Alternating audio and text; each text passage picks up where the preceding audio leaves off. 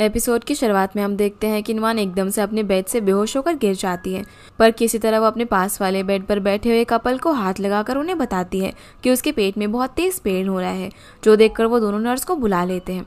साथ ही वो उसे वापस से बेड पर भी लेटा देते हैं। अब जैसे ही नर्स आती है तो बताती है कि नुआन को सिर्फ पोस्ट ऑपरेटिव पेन हो रहा था और उसे डरने की कोई भी जरूरत नहीं है। जिसके बाद नुआन अब सोचने लग जाती है कि उसके साथ दवाई भी नहीं है और वो अकेले ही सब कुछ हैंडल नहीं कर सकती, क्योंकि ऑब्वियसली वो एक लड़की है और हॉस्पिटल में अकेले एडमिट भी है। यही सोचकर वो अपने ड्रॉर में रखा हुआ ब्लाइंड बॉक्स ओपन कर लेती है और सोचती है कि शायद ब्लाइंड बॉक्स उसके ब्लड लॉक को ठीक कर सकता है। जहाँ वो अपनी वॉच में टाइम देखने लग जाती है और वेट करती है कि उसका नया बॉयफ्रेंड कब आएगा। तभी वहाँ पर एंट्री होती है दाजू की, जो कि नुआन का नया बॉयफ्रेंड था। वो उसके लिए खाना लेकर आया हुआ था, वो भी एक मल्टी फंक्शनल लंच बॉक्स के अंदर, जो कि उसने खुद बनाया था। वो उस लंच बॉक्स को खोलते ही दाजू के बनाए हुए खाने की डिलीशियस स्मेल पूरे रूम के अंदर फैल जाती है और जो कपल नुआन के साथ रूम शेयर कर रहे थे वो भी स्मेल को सूंघकर नुआन से कहने लग जाते हैं कि उसका बॉयफ्रेंड तो काफ़ी अच्छा है, जो कि उसके लिए खाना भी बनाता है। तो दाजू उन लोगों को भी खाना टेस्ट करने के लिए देता है और वो लोग उसके यहाँ पर काफ़ी तारीफ करते हैं। जिसके बाद वो नुआन से पूछता है कि आखिर उसका फ़ोन कहाँ पर है, क्योंकि वो उसे कब से फ़ोन लगा रहा था। तो नुआन बताती है कि उसका फ़ोन ख़राब हो चुका है। जब दाजू 1 सेकंड में उसका फ़ोन ठीक करके उसे दे देता है और फिर वो पूछता है कि उसका लैपटॉप भी क्रैश हो गया था ना। तो नुआन उसे अपना लैपटॉप भी दे देती है, जहाँ वो बैठे बैठे उसका लैपटॉप भी ठीक कर देता है और कहता है कि उसका लैपटॉप कभी भी क्रैश नहीं होगा। ये देखकर नुआन सोचने लग जाती है कि आखिर वो करता क्या होगा, कहीं वो कोई रिपेयरमैन तो नहीं है। लेकिन तभी दाजू की नज़र नुआन की डॉल डिज़ाइन पर पड़ती है। वो उसे बोलता है कि एज अ प्रोडक्ट मैनेजर अगर वो नुआन की डिज़ाइन को देखे तो उसने बहुत ही अच्छी डिज़ाइन बनाई हुई है और उसके कस्टमर ज़रूर उस डिज़ाइन को पसंद करेंगे। ये सुनकर नुआन को समझ में आ जाता है कि असल में वो एक प्रोडक्ट मैनेजर है, इसलिए उसने उसका फ़ोन और लैपटॉप भी ठीक कर दिया था, क्योंकि वो एक सॉफ्टवेयर डिज़ाइनर था। नुआन अब यहाँ पर उसे उसके दिन के बारे में पूछती है तो वो थोड़ा सा टेंशन में आ जाता है और नुआन को बताता है कि आज तो उसकी अपनी बॉस से मीटिंग में फ़ाइट हो गई, क्योंकि उसके बॉस ने उसका प्रपोजल रिजेक्ट कर दिया था। दाजू अब नुआन को पूरी कहानी एक्सप्लेन करता है कि आज वो जब अपने नए एप्लीकेशन की प्रेजेंटेशन मीटिंग में देने वाला था तो उसे पता चला कि अब उनके एक्स बॉस मिस्टर शिया का ट्रांसफ़र हो चुका है और उसकी जगह पर वहाँ पर पांग नाम का एक लड़का आ जाता है, जिसे दाजू पहले से जानता था, क्योंकि पांग और वो दोनों यूनिवर्सिटी में साथ में पढ़ते थे और एक ही क्लास में थे। असल में पांग थोड़ा सा ओवर कॉन्फिडेंट लड़का था, तो दाजू उसे बहुत टाइम पहले से ही पसंद नहीं करता था। जहाँ वो ये भी बताता है कि दाजू ने मीटिंग में अपने ऐप के बारे में बताया कि वो एक ऐसा ऐप डिज़ाइन करने वाला है जिससे सभी लोग अपने फ़ोन के एडिक्शन को कम कर सके। जहाँ पांग उसके आइडिया से इम्प्रेस तो हो जाता है, पर वो दाजू के प्लान को रिजेक्ट कर देता है, क्योंकि ना ही दाजू ने अपने प्रोजेक्ट को कंपनी के बजट के अकॉर्डिंग बनाया था और ना ही उस ऐप को यूज़ करने वाले लोगों के पर्सपेक्टिव से बनाया था, क्योंकि वो बहुत ही ज़्यादा कॉम्प्लेक्स था और सिंपल फ़ोन यूज़र्स के लिए उस ऐप को यूज़ करना थोड़ा सा डिफिकल्ट था। जो सुनकर दाजू ऑफेंड हो गया था, क्योंकि उसे लग रहा था कि पांग ये सब अपने पास के पर्सनल ग्रजेस की वजह से कर रहा है। इसलिए दाजू अपने प्रोजेक्ट को लेकर उससे फाइट कर लेता है, क्योंकि उसके अकॉर्डिंग उसने बेस्ट ऐप बनाया था। ये सुनकर नुआन उससे पूछती है कि पांग उससे पर्सनल ग्रज क्यों रख रहा है, कहीं दाजू ने यूनिवर्सिटी में उसकी गर्लफ्रेंड तो नहीं चुरा ली थी। जिस पर दाजू उसे बताता है कि ऐसा कुछ भी नहीं है। तो नुआन उसे पूछती है कि अब वो अपने आप का क्या करेगा। इस पर वो बताता है कि वो किसी तरीके से पांग को मनाएगा और अपने आप को थोड़ा सा इम्प्रूव करेगा। तो नुआन बोलती है कि वो भी उसे इसके लिए सपोर्ट करेगी। अब वो दाजू का ऐप खुद भी डाउनलोड करेगी और अपनी फ्रेंड से भी डाउनलोड करवाएगी। तभी उन दोनों की बातें सुनकर पास में बैठा हुआ लड़की का बॉयफ्रेंड भी उनके पास आ जाता है। वो कहता है कि उसने उन दोनों की बातें सुनी और वो भी एक ऐसा ही ऐप अपनी गर्लफ्रेंड के लिए चाहता है, क्योंकि उसकी गर्लफ्रेंड भी उसका फ़ोन बहुत ही ज़्यादा यूज़ करती है ड्रामाज और सीरीज़ देखने में, जिससे कि स्नैक्स को भी बहुत ही ज़्यादा खाने लग गई थी, इसलिए वो बीमार पड़ गई। ये सुनकर दाजू और भी ज़्यादा मोटिवेट हो जाता है और सोचने लग जाता है कि वो किस तरीके से पांग को मनाएगा। इसके बाद वो पूरी रात अपने ऐप पर काम करता है और अगले दिन वो ऑफिस में पांग से मिलता है, जहाँ वो उसे सॉरी भी कहता है। वो अपना प्लान एक बार फिर से उसे समझाता है, लेकिन इस बार भी पांग उसे मना कर देता है। वो दाजू को समझाता है कि वो हमेशा से जानता है कि वो एक बहुत ही ज़्यादा इंटेलिजेंट और स्किल लड़का है और उसका प्रोजेक्ट भी काफ़ी बढ़िया है, पर इस बार पांग उसके प्रोजेक्ट को अप्रूव नहीं कर सकता, क्योंकि उसको असल में वहाँ कंपनी की मार्केटिंग बढ़ाने के लिए भेजा गया था, क्योंकि उनकी कंपनी लॉस में चल रही थी, जिसकी वजह से अब उन्हें थोड़ा सा कम बजट में आगे बढ़ना था। इसलिए वो चाहता था कि दाजू कोई सिंपल और बजट के अंदर रहने वाला ऐप बनाए, नहीं तो वो बहुत ज़्यादा लॉस में जाने वाले थे।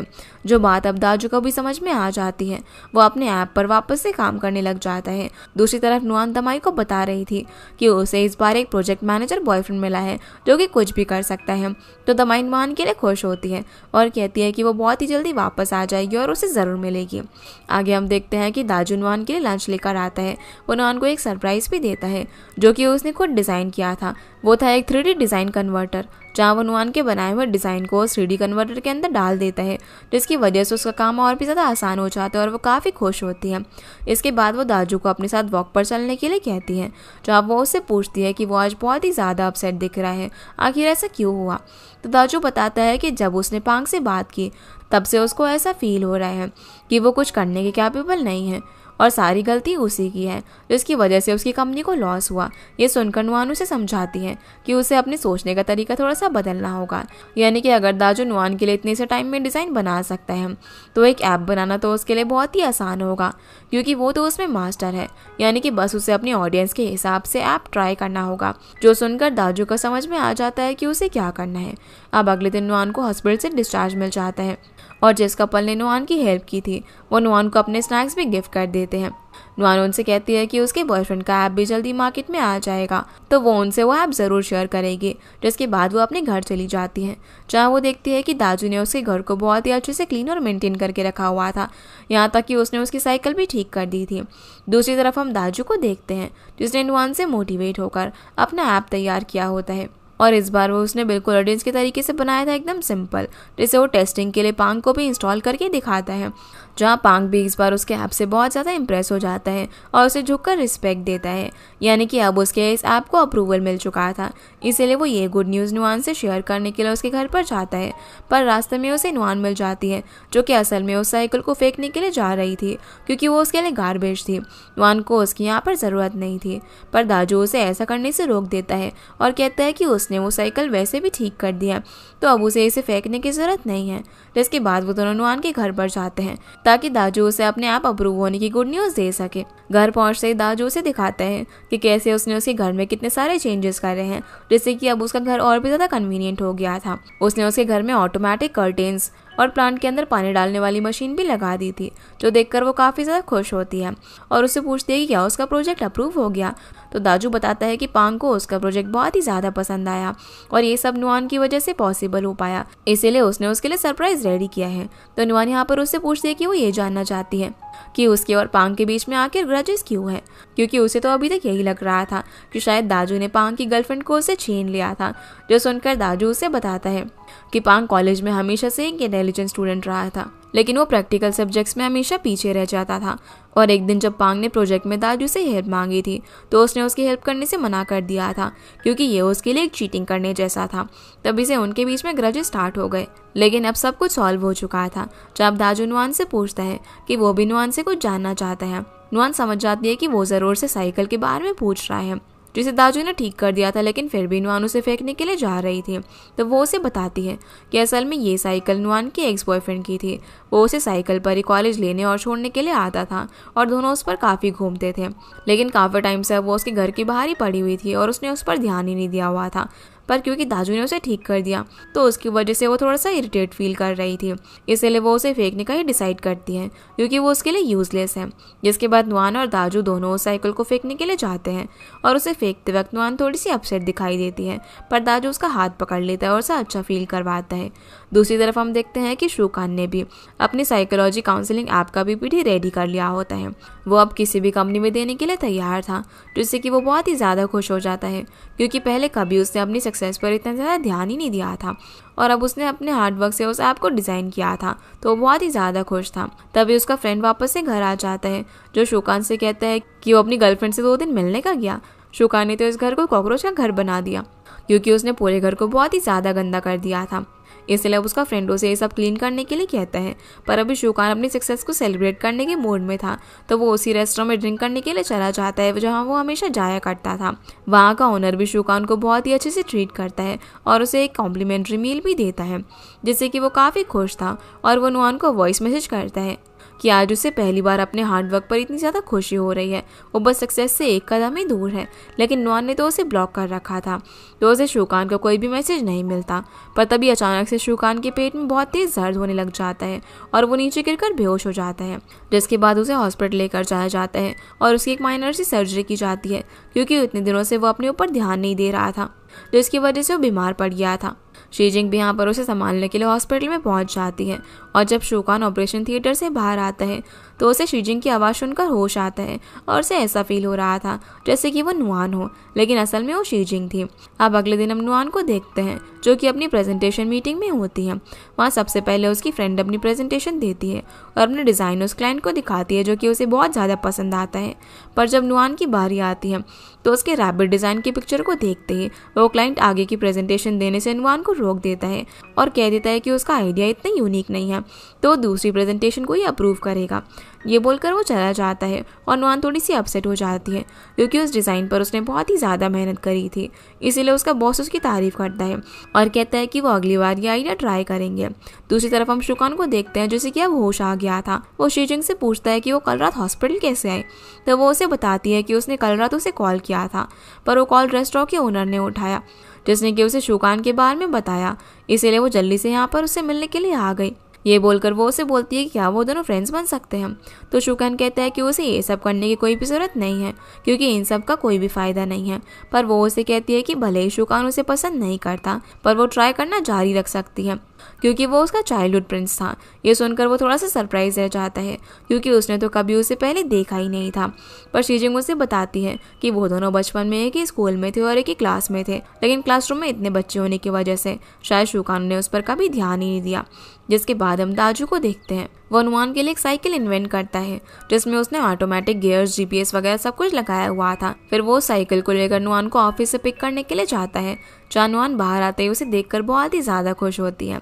तो दाजू उसे अपनी साइकिल के बारे में बताता है और कहता है कि अगर नुआन को जानना है कि उसकी इस मॉडिफाइड साइकिल के अंदर ऐसा क्या है, तो उसे साइकिल पर राइड लेनी पड़ेगी।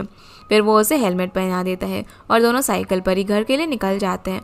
जहाँ रास्ते में वो यही सोच रही थी कि दाजू उसे कितना ज़्यादा पसंद करता है, इसलिए वो उसके लिए नई नई चीज़ें इन्वेंट करता है, जो कि अब नुआन को धीरे धीरे पसंद आ रही थी। यहाँ वो उससे पूछता है कि क्या उसके प्रोजेक्ट को अप्रूवल मिल गया, पर नुआन उसे सब कुछ बता देती है कि आज उसके साथ क्या हुआ। ये सुनकर दाजू कहता है कि नुआन के प्रोजेक्ट में कोई भी कमी नहीं थी, और फिर वो उसे अपने एक सरप्राइज़ का वेट करने के लिए कहता है, जो कि वो उसे घर जाकर देने वाला था।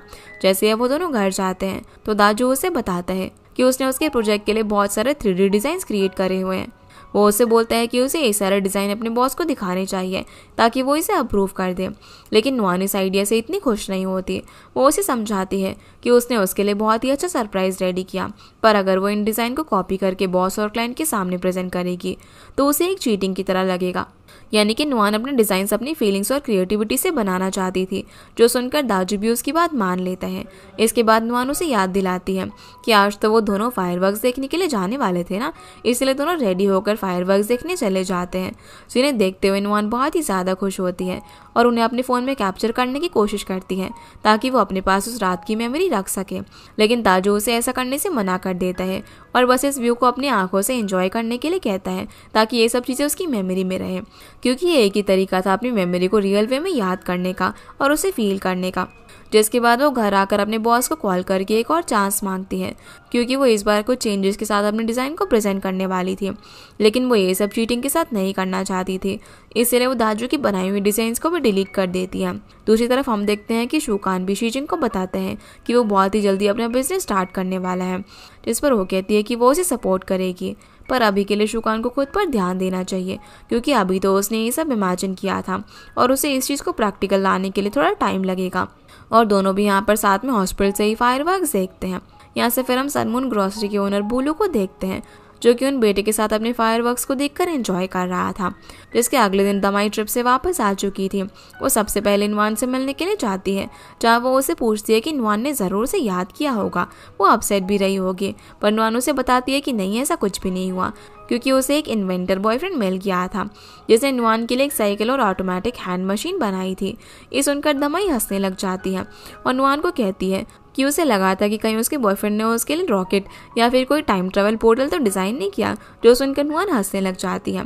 तभी दमाई उसे बताती है कि कल रात उसे बुलू ने फायरवर्क्स की वीडियो सेंड की और दोनों बहुत दिनों से एक दूसरे को अपने मोमेंट शेयर कर रहे थे। ये सुनकर नुआन उसे कहती है कि वो ज़रूर बुलू को पसंद करती है तो उसे अपनी फीलिंग्स उसे जाकर बतानी चाहिए। इसीलिए वो उसी वक्त दमाई को फोर्स करके सनमून ग्रोसरी लेकर जाती है जहाँ वो उसे अकेला छोड़कर चली जाती है। पर दमाई देखती है कि आज तो बुलू की शॉप किसी वजह से बंद है, इसीलिए दमाई वहाँ से जाने लगती है। लेकिन तभी बुलू शॉप से बाहर आता है और वो शॉप क्लोज होने का बोर्ड हटा देता है, जहाँ वो दमाई को भी नोटिस कर लेता है और उससे पूछता है कि वो यहाँ पर क्या कर रही है। तो बहाना करके बोलने लग जाती है कि कुछ नहीं, वो तो सिर्फ यहाँ से गुजर रही थी। लेकिन बुलू उसे बोलता है कि क्या तुम मुझे कुछ बोलना चाहती हो। तो वो यहाँ पर उसे अपनी फीलिंग्स के बारे में बता देती है कि वो उसे पसंद करती है।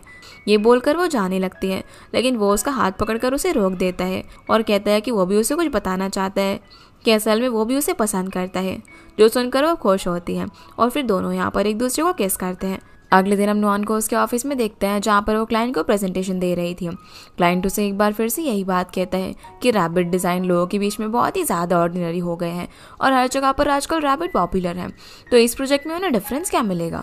जिस पर नुआन उन्हें जस्टिफिकेशन देती है कि उसने रैबिट डिज़ाइन इसीलिए चूज़ किया है क्योंकि किसी नए डिज़ाइन को एक्सेप्ट करने में उनके कस्टमर्स को थोड़ा सा टाइम लगेगा, पर जो चीज़ पहले से ही कस्टमर्स के बीच काफ़ी पॉपुलर है तो कस्टमर उसे खरीदना क्यों नहीं पसंद करेगा। जो सुनकर क्लाइंट भी उसके आइडिया से कन्फ्यूज हो जाता है क्योंकि कोई भी रैबिट डिज़ाइन मार्केट के अंदर ऐसा नहीं था जो कि पॉपुलर ना हो, इसीलिए वो उसके प्रपोजल को भी अपने अगले कैंपेन के लिए एक्सेप्ट कर लेता है। दूसरी तरफ हम शूकान को देखते हैं जहाँ डॉक्टर उसकी हीलिंग प्रोग्रेस चेक करने के लिए आया हुआ था। वो उनसे पूछता है कि उसे अब और कितने दिन यहाँ पर रहना होगा, तो डॉक्टर उसे 3 दिनों तक का टाइम बताते हैं। तो वो उससे यहाँ पर रुकने का एक्सपेंस पूछता है। इस पर डॉक्टर उसे 1000 युआन बताते हैं, जिसकी वजह से वो डॉक्टर को कहने लग जाता है कि उसे आज ही डिस्चार्ज चाहिए क्योंकि वो इतना बिल पे नहीं कर पाएगा। लेकिन डॉक्टर उसे बताता है कि उसकी गर्लफ्रेंड ने तो पहले ही उसके लिए बिल पे कर दिया है, तो शूकान को टेंशन नहीं लेनी चाहिए। यानी कि शीजांग ने उसके लिए पहले से ही बिल पे कर दिया था। इसके बाद हम दमाई को देखते हैं, वो बुलू के साथ उसके घर में होती है जहाँ वो उसे पूछते हैं कि वो उसे कब से पसंद करता है। तो बुलू बताता है कि वो तो उसे तब से ही पसंद करता है जब से उसने उसको पहली बार देखा था। जिसके बाद अब दमाई उसे पूछती है कि क्या वो दोनों कल भी मिलने वाले हैं। तो बुलू थोड़ा सा परेशान हो जाता है। वो दमाई को बताता है कि उसका एक छोटा बेटा है जिसे कल वो बाहर घुमाने के लिए लेकर जाएगा। ये सुनकर दमाई पूछती है कि वो मैरिड मैन है और उसने ये बात उसे पहले क्यों नहीं बताई। तो बुलू बताता है कि उसका बहुत टाइम पहले ही डिवोर्स हो चुका है और उसका बेटा जायजा अपने ग्रैंड पेरेंट्स के साथ रहता है, पर कभी कभी बुलू उसे घुमाने के लिए लेकर जाता है। ये सुनकर दमाई उससे कहती है कि वो भी अब जायजा से मिलने के लिए चलेगी क्योंकि वो फ्यूचर में तो उसकी मोम बनने वाली है। अब अगले दिन हम देखते हैं कि ये तीनों शॉपिंग मॉल में घूमने के लिए जाते हैं जहाँ पर जायजा को दमाई काफ़ी ज़्यादा पसंद आती है। वो उसे आंटी कहकर बुला रहा था, पर वो उसे कहती है कि वो उसे सिस्टर बोले। तो जायजा उसे कहने लग जाता है कि अगर वो दमाई को सिस्टर बुलाएगा तो फिर तो उसके डैड भी दमाई के डैड हो जाएंगे। ये सुनकर बुलू उसे डांटने लग जाता है और फिर ये लोग यहाँ से एक रेस्टोरेंट में लंच करने के लिए जाते हैं। दूसरी तरफ हम शूकान को देखते हैं, वो यही सोच रहा होता है कि हर बार उसकी मदद करने के लिए उसकी लाइफ में कोई ना कोई लड़की आ ही जाती है। यानी कि पहले नुआन थी जो कि उसकी हर चीज़ में हेल्प कर देती थी और अब शीजियांग आ गई थी जो कि उसके बिल्स वगैरह भी भर रही थी। और वो यहाँ पर सोचने लग जाता है कि उसने आज तक खुद से क्या किया है। वो अपनी लाइफ में कुछ करना चाहता है। तभी उसे मिस्टर ली का कॉल आ जाता है जो कि उसे गेम मशीन ठीक करने के लिए बुलाते हैं, पर वहाँ पर जाकर शूकान उन्हें अपने ऐप में इन्वेस्ट करने के लिए कहता है। वो उन्हें बताता है कि अगर एक बार उसका ऐप तैयार हो गया तो उन लोगों को बहुत ही पैसे मिलेंगे, पर मिस्टर ली शूकान के लिए कोई भी इन्वेस्टमेंट नहीं करना चाहते थे। वो उसे बोलते हैं कि उन्होंने तो यहाँ पर उसे सिर्फ मशीन ठीक करने के लिए बुलाया है और अगर वो ऐसा नहीं करता है तो जा सकता है क्योंकि वो उसे कोई भी फंड नहीं दे सकते। इसके बाद शूकान घर आकर सोचने लग जाता है कि अगर उसे अपने आप को लॉन्च करना है तो उसे किसी भी तरीके से फंड को इकट्ठा करना ही होगा। यहाँ से फिर हम नुआन को देखते हैं जो कि अपने घर पर एक मूवी देख रही थी जिसमें वो फायर फाइटर को किसी लड़की को बचाते हुए देखती है। तभी उसे दमाई का कॉल आ जाता है जिसकी वजह से उसके हाथ से कैंडल नीचे गिर जाती है और उसकी कारपेट पे यहाँ पर आग लगना शुरू हो जाती है जिसे वो आइस टी गिराकर बुझा देती है। फिर वो दमाई का कॉल पिक करके उसे बताती है ये उसने अपने घर में आग लगने से बचा ली, जहाँ दमाई नुआन को उसके साथ कैरियोके नाइट पर चलने के लिए इनवाइट करती है। लेकिन नुआन को कल अपने ऑफिस में एक मीटिंग अटेंड करनी थी तो वो उसे जाने से मना कर देती है। अब अगले दिन हम देखते हैं कि नुआन ऑफिस मीटिंग के अंदर होती है जहाँ पर बॉस उनसे पूछता है कि अब उन्हें किस डिज़ाइन का ब्लाइंड बॉक्स बनाना चाहिए। सभी लोग यहाँ पर अपने डिजाइन आइडिया देते हैं। चानवान भी उन्हें सजेस्ट करती है कि उन्हें फायर फाइटर्स की और कोरियर बॉयज के डिजाइन बनानी चाहिए। पर तभी वहाँ पर अचानक फायर अलार्म बजने लग जाते हैं क्योंकि उनके ऑफिस में आग लग चुकी थी। इसीलिए वो सभी लोग जल्दी से सीढ़ियों के रास्ते बिल्डिंग से बाहर जाने लग जाते हैं। चानवान भी एकदम से स्मोक की वजह से गिरने ही वाली थी, लेकिन एक फायर फाइटर आकर उसे बचा लेता है और उसे आराम से बिल्डिंग से बाहर निकलने के लिए कहता है। नुआन यहाँ पर उस फायर फाइटर का नाम भी सुन लेती है जिसका नाम यांग जिंग था, जिसकी मदद से यहाँ से वो बाहर निकल जाती है। दूसरी तरफ हम शूकान को देखते हैं। वो एक जॉब इंटरव्यू में बैठा हुआ था जहाँ उसने सारे राउंड्स क्लियर कर लिए थे, लेकिन एक लास्ट राउंड बचा हुआ था जिसमें उसे ये दिखाना था कि वो प्रोडक्ट को कैसे बेचता है। उस राउंड को पास करने के बाद उसे जॉब मिल सकती थी। अब शूकान उस लाइटर को बेचने के लिए वहाँ पर बैठी हुई इंटरव्यूअर के साथ फ्लर्ट करने लग जाता है और उसे लाइटर की फीचर्स बताता है, पर उस इंटरव्यूअर को देखकर ये नहीं लग रहा था कि वो उसका लाइटर खरीदना चाहेगी। यहाँ से अब हम नुआन और दमाई को देखते हैं। वो दोनों बारबेक्यू खाने के लिए आए होते हैं, जहाँ पर नुआन दमाई को ऑफिस में लगी हुई आग के बारे में बताती है और ये भी बताती है कि कोई यांग जिंग नाम के फायर फाइटर ने उसकी जान बचाई, जो सुनकर दमाई उसे बताती है कि वो नुआन के इंसिडेंट से भी ज़्यादा एक्साइटेड बात उसे बताना चाहती है। जो सुनकर नुआन पूछते है कि भला उसके पास ऐसी क्या बात है, तो दमाई बता देती है कि बोलो के साथ रिलेशनशिप में आ गई है, पर उसका एक बेटा भी है जिसका नाम जाय जाय है और वो एकदम बोलो की तरह दिखता है। ये सुनकर नुआन काफ़ी ज़्यादा सरप्राइज रह जाती है। वो दमाई से पूछती है कि क्या वो एक डिवोर्स मैन को भी एक बेटे के साथ फ्यूचर में हैंडल कर पाएगी, तो दमाई नुआन से कहती है कि वो इंडिपेंडेंट और मेच्योर वुमेन है, तो उन लोगों को हैंडल कर लेगी, क्योंकि वो बोलो को बहुत ज़्यादा पसंद करती है।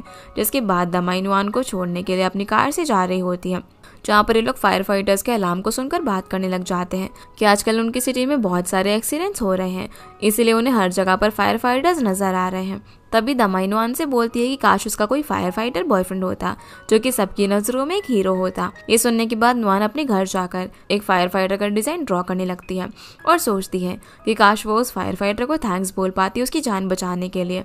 यही सोचते हुए उसके दिमाग में आता है कि अगर वो लकी होती तो शायद वो उस फायर फाइटर को अपना ब्लाइंड बॉक्स ओपन करके बुला सकती थी, लेकिन ये सब सिर्फ उसकी इमेजिनेशन थी।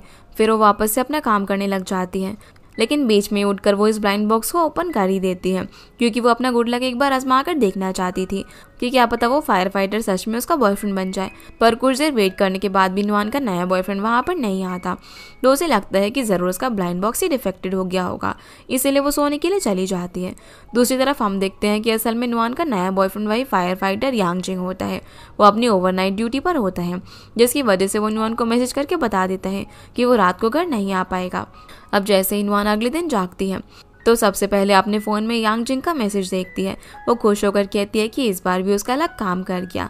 दूसरी तरफ हम शूकान को देखते हैं, जिसे कि जॉब इंटरव्यू से रिजेक्ट कर दिया गया था, इसीलिए वो एक नई जॉब के लिए इंटरव्यू देने के लिए जाता है और ये वही कंपनी थी जहाँ पर दाजू जॉब करता था।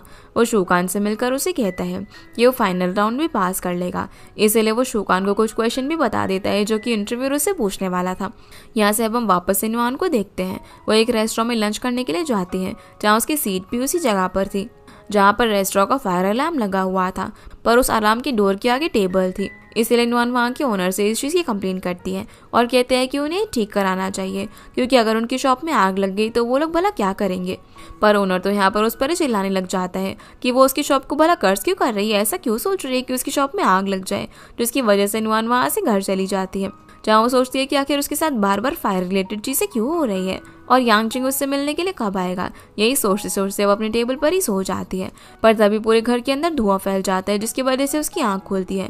वो देखती है कि उसके पूरे घर के अंदर आग लग गई थी, जहाँ वो खुद को बचाने के लिए बाहर भागने की कोशिश करती है, लेकिन वो वहीं पर बेहोश होकर गिर जाती है। और इसी के साथ हमारा ये एपिसोड यहीं पर ख़त्म हो जाता है। तो गाइस ये थी आज की वीडियो एंड आई होप आप लोग को ये वीडियो पसंद आई होगी, तो इस वीडियो को लाइक कर चैनल को सब्सक्राइब जरूर कीजिएगा। आपसे फिर मिलते हैं इस ड्रामा के अगले एपिसोड में, तब तक के लिए गुड बाय।